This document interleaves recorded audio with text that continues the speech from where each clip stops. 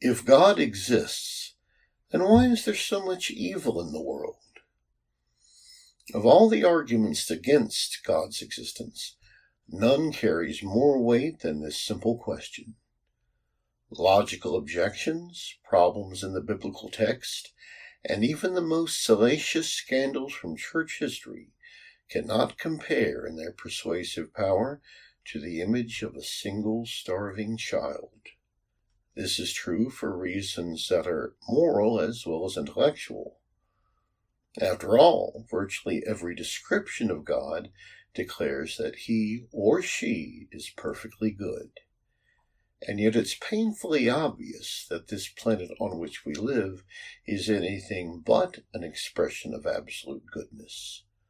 War, disease, economic crises, and ecological disasters are but a few of the countless forms of calamity that afflict humans and animals alike. As the Buddha himself rightly observed, our lives in this world are soaked in pain, sorrow, and suffering. The author of the book of Job was equally right when he wrote that man who is born of woman is of few days and full of trouble. He comes like a flower and is cut away. He flees like a shadow and does not continue. Now, this doesn't mean that happiness doesn't exist in this world as well. Modern science, for example, has gifted us with new ways to treat disease, improve nutrition, and prolong life. Good food, good friends, and good fortune also help by acting as an emollient to soothe the stresses of our daily existence. The Buddha went on to achieve freedom from suffering, and the central character in Job found himself blessed with renewed health and prosperity after his trials were over. But these blessings, as precious as they may be, are both exceedingly brief and unfairly distributed. One person is born into a wealthy household and enjoys a long life filled with robust health. Another individual is reared in poverty, abused constantly, and dies well before their time. And we who observe such things look on with troubled hearts and ask, why? But one possible answer to this question is that life is inherently meaningless, a cosmic accident overseen by a vast and pitiless universe. Our hopes, dreams, aspirations, and even our moral values are nothing but synapses firing in our brains. They are a fantastic form of self-deception in which a creature without a soul deceives itself into believing fantasies and fables until the day of its inevitable and absolute annihilation. If this position is correct, then you might as well stop watching this video right now, because I have nothing to offer you. If, on the other hand, you suspect that there is a satisfactory answer to the problem of evil, then I invite you to stick around and hear what I have to say. I'll start by admitting that I have no easy answers. What makes the problem of evil so profound is the fact that evil itself is far from a singular phenomenon. Rather, it's a blanket term that encompasses countless horrors, from deadly diseases and emotional pain to personal betrayal and unfortunate accidents. When someone learns they have cancer, when a beloved pet is hit by a car, when a person's life savings are wiped out by an online scammer, no one looks up at the sky and asks the abstract question, why does God allow evil? Instead, they say, why did God allow this to happen to me or to someone I love? And the only response they receive is cold, stony silence. If all of this proves anything, it's that atheists do have a valid point. After all, our ambivalent universe hands out both munificence and misery, not based on our moral character, but according to unbending physical laws. The person who dies in an auto crash, for example, is sent flying through the windshield by the force of momentum, not by demonic entities or avenging angels. The person born with no arms or no legs is suffering from defects in their DNA, not the seeds planted by bad karma from a previous lifetime. And a person from the year 1400 who suffered from impacted wisdom teeth could easily have been treated had they only been born 600 years later. None of these individuals did anything to deserve their fate. It was merely an accident of history. The same applies to those who were favored by good fortune. For example, the person who wins a $1 million jackpot in Las Vegas benefits from a random roll of the dice, not because of their moral character. The musician who becomes a rich celebrity usually benefits from being in the right place at the right time, not because of their abundant talent. And most successful politicians survive by playing the game, not by being shining examples of public service. And even someone who becomes rich through hard work and wise investing was born with a skill set that made their prosperity possible. Change a single factor in their makeup and they could easily end up homeless and destitute, starving to death in the shadows of the same mansion which they might otherwise have occupied. And this sad state of affairs is simply the way things are, not for some of us, but for all of us. It's the way the universe gets things done. As a mafia hitman might say, it's nothing personal, it's just business, right before he pulls the trigger. With all of this in mind, let's consider why a good God would create such a random and reckless place as the world we inhabit. What could possibly justify his actions? We'll begin by considering the exact opposite scenario. Imagine a world in which suffering and evil are unheard of. In this world, no one is ever sick because disease itself does not exist. No one is injured in an accident because a host of protecting spirits always keeps them safe. No one ever starves because the moment a single hunger pang is felt, a delicious vegetarian meal appears out of nowhere. And no one is poor because anything a person could desire is freely available. Every term paper earns an A. Every Super Bowl is won by both teams simultaneously, and none of the players are ever injured. Every interpersonal relationship works out. Every vacation is superb, and no one ever suffers so much as a mild toothache. Best of all, no one in this world ever dies. The earth automatically expands to accommodate its ever-growing population. This gives us an eternity to spend with our loved ones, and nothing to disturb our safety and serenity.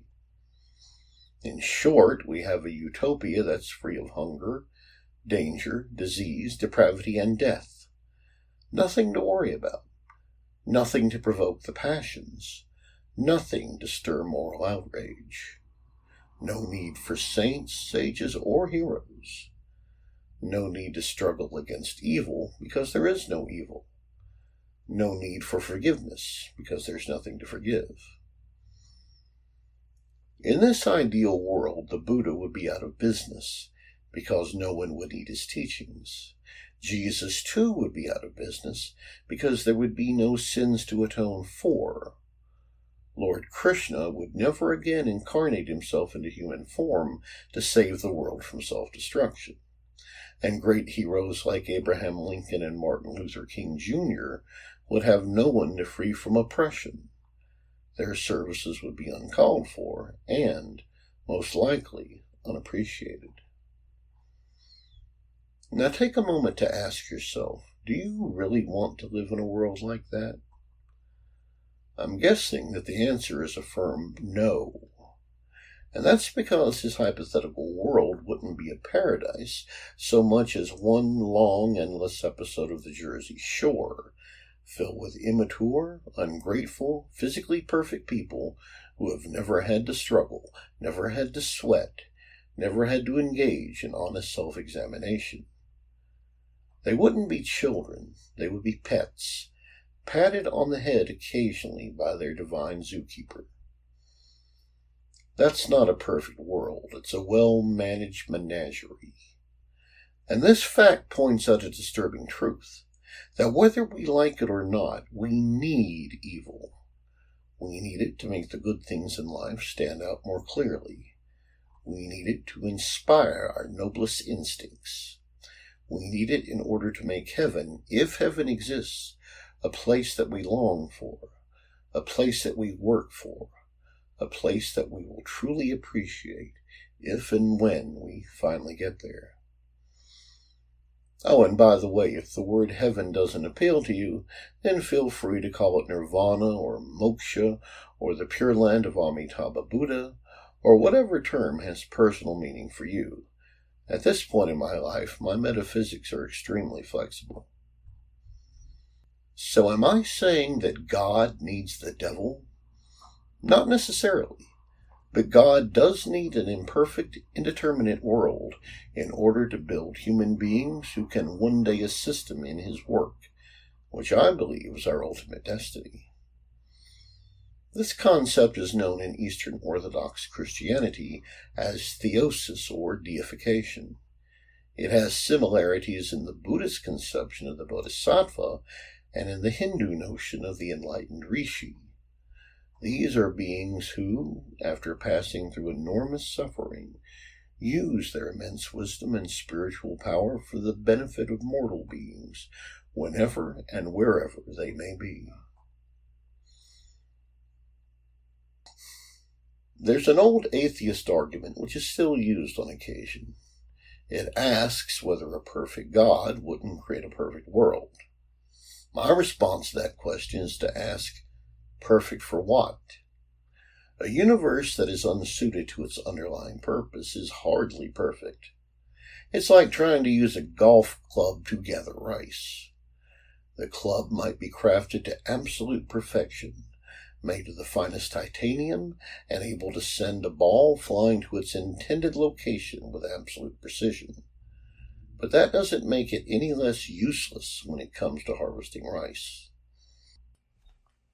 The need for some degree of evil in this world is so clear that many of the more thoughtful atheists no longer try to disprove God by citing its presence. Instead, they tweak the argument to focus on quantity rather than quality. Even if some suffering is essential for our own good, they may say, why does God still allow so much evil to infest creation? Couldn't she at least cut back on the number of people who contract cancer, or are killed in workplace accidents, or suffer a broken heart? The problem with this line of reasoning is that it forces God to play favorites, by picking and choosing who will suffer and who will be spared. One person prays for safe travels and comes back home safe and sound. Another person who also prays for safe travels dies in a plane crash. And both outcomes are determined by God's irresistible will. Such a God might be acceptable to John Calvin and his followers, but the rest of us would find such a being abhorrent, a capricious tyrant who is worthy of our scorn rather than our worship. So, who or what decides who is going to suffer and who is going to be spared? The truth is that good and evil are distributed according to an unbreakable mix of random fortune and deterministic physical laws. I, for example, was born into a broken home because my father was an alcoholic who suffered from PTSD, not because I did anything wrong. He, in turn, suffered lifelong trauma due to the horrors of his own childhood, exacerbated by the terrors he saw during World War II. My mother suffered from rheumatoid arthritis because she was born with a propensity for the disease, and not because she smoked cigarettes and rarely went to church. She died peacefully one evening in her sleep because her heart gave out at that particular moment, and not because of her sweet and gentle nature. If you are suffering from factors outside your control, then please realize you're not to blame, and anyone who tells you otherwise is either deluded or simply a con artist. Sending $1,000 to that televangelist on TV won't help to improve your situation. You'd be better off buying a meal for a homeless person or volunteering at your local soup kitchen. You'll gain blessings from those acts of charity that money alone can never buy. Now, nothing I have said so far eliminates the obligation each of us has to use our blessings wisely. If you drink too much and get behind the wheel of your shiny new car, then don't be surprised if you break both your legs and wrap your vehicle around a tree. That's your fault, not God's. If someone lives on a diet of Big Macs and blueberry pies, then they shouldn't be surprised if they suffer a massive heart attack at age 40. If another person makes an ass of themselves constantly, then they will probably end up lonely and miserable, while someone who maxes out their credit cards and refuses to pay their debts will never qualify for a mortgage. All of these people in these examples made their own bed, and now they must lie in it. And I'm no exception to these rules, far from it. I pay for my mistakes as well. My diabetes, for example, is due to the fact that I weighed 350 pounds at the time of my diagnosis back in the 1990s, when I was shunning exercise and sucking down sugary snacks. Today I weigh nearly 100 pounds less because I exercise and eat things that are actually nutritious. But I'm still a diabetic, and I will be till the day I die. My choices lead to my consequences, the same as everyone else. Alfred North Whitehead was one of history's greatest philosophers.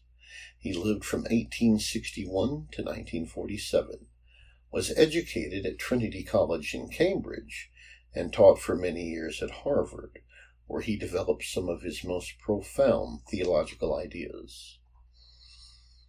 Whitehead was not a Christian in the conventional sense of the term, and his conception of God was vastly different from traditional church dogma. For one thing, he rejected the idea of God's absolute sovereignty, claiming that God's true power lies in persuasion, not coercion. This means that we are free to either accept or reject God at any time we choose, without getting hit by a lightning bolt from the sky. Whitehead also rejected the idea of God's impassibility, which, put simply, is the idea that God cannot suffer. For Whitehead, pain and suffering are not foreign to God's essence. Rather, they make up an essential part of who He is. And this removes God from His position of supremacy over us and brings Him down into the midst of our own suffering. It also does justice to the countless Old Testament verses which describe God as getting angry, changing His mind, and mourning over His own broken heart. Instead of explaining these verses away, a God who suffers brings sanctity to our own suffering. Or, as Whitehead put it, God is the fellow sufferer who understands. For Christians, the ultimate emblem of God's suffering is the cross of Jesus Christ, which I believe is the single most powerful symbol in all of the religious world. The spectacle of a morally perfect person consigned to an awful and degrading death is the central event in the New Testament, because it reveals a God who embraces the suffering felt by His creatures. And because that God is eternal, His suffering will also be eternal.